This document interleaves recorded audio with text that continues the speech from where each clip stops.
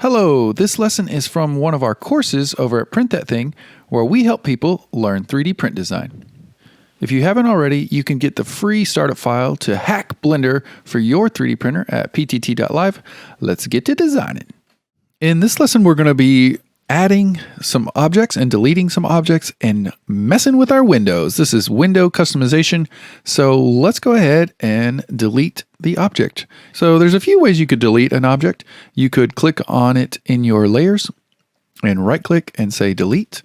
But what I like to do is just click on objects and then hit X on the keyboard and it'll say, hey, are you sure you want to delete? And then you say delete. And so that's how you delete an object. So everybody go ahead and do that. Make sure you've deleted the cube. And now we're going to add our first object. So to do that, you can go up to the top left here and you can go to add mesh monkey and click that. But what I like to do is, get that same menu, but I do it with my keyboard with Shift A, because essentially it's like Shift Add, think like that. So Shift Add. And then now we have all the same drop down and you can go down to monkey. So notice our monkey has appeared right here, and maybe let's move it so we can see the front of it. And the reason I want you to use this monkey is so that you can see and understand when we start doing some window customization, how to control that. And I just zoomed in by scrolling my middle mouse wheel.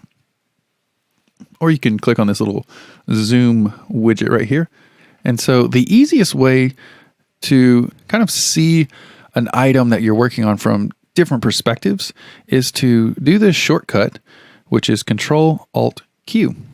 And boom, there you go. You've got 4 different views from this one monkey here. And you've got your top view, you've got the user perspective that we've been looking at, and then you've got the front view and the right view. And this is really helpful when you're designing sometimes, but maybe sometimes you don't need it. So you can just, always just toggle Control-Alt-Q. So everybody just hit Control-Alt-Q and just kind of get in the habit of toggling into that if you ever need it. But let's say, if you're in this toggle mode for quad view, maybe you want, these to be different, like sizes. Maybe you want it to be different. Maybe you want this one to be, kind of looking how it is, but maybe we want this one over here to be wireframe. So if we went to wireframe, notice they all change to wireframe. But sometimes you want to have a little bit more control. So I want to show you how you can manipulate Blender's windows to, set up your Blender interface exactly how you want it, or just to have more control over your design. So everybody toggle out of quad view just by Control-Alt-Q. Maybe let's go back to solid mode. And another way you can do this similar thing to have a little bit more control is go to the topmost right corner and you'll notice that your mouse actually turns into like a crosshair, and that's what you want. Once you have the crosshair, then just left click and drag to the left. And notice now we have different views. So go ahead and do that. You want one on the left and one window on the right. And you can do the same thing. If you hover your mouse in the middle, you'll get a little line if you want to mess with that. So I can also do 2 more. We can go to this bottom right corner and click and drag up right here. And there we go. And we can do the same thing over here. Click and drag up and kind of get it. So now we have another quad view, but we've got a lot more control. So say if I wanted this one to be wireframe, I could do that.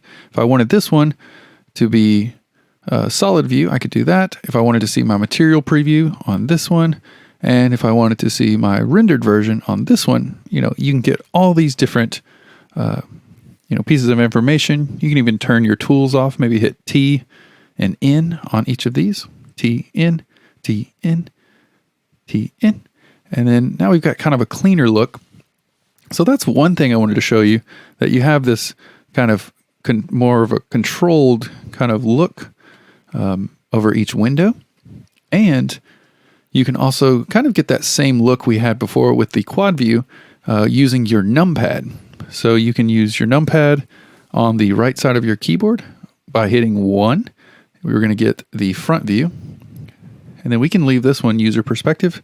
And then maybe for this one, just hover your mouse over the bottom left, hit 3 on the numpad, and notice we get the right orthographic. And if we move over to the bottom right, we can hit 7 on the numpad, and that gives us our top orthographic.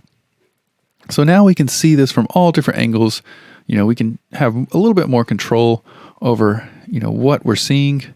And if you accidentally make an extra window that you didn't really mean to make, like this, say if I'm like, oh no, I don't want 2 windows here, all you have to do is get your mouse to turn into that crosshair, kind of on the line that you accidentally made, and then click and drag, and notice that there's like this gray arrow that's popping left and right. So you want to collapse it, whichever way you don't want something. So if I want to keep this window, I'll swing the arrow this way, and that window will collapse onto top of this one. So just hover over there and then let go. And there you go. So that's how you would get rid of one if you mess up. And then you can also toggle into orthographic or perspective mode with this little icon here. So notice Suzanne's head is kind of like popping in this strange way.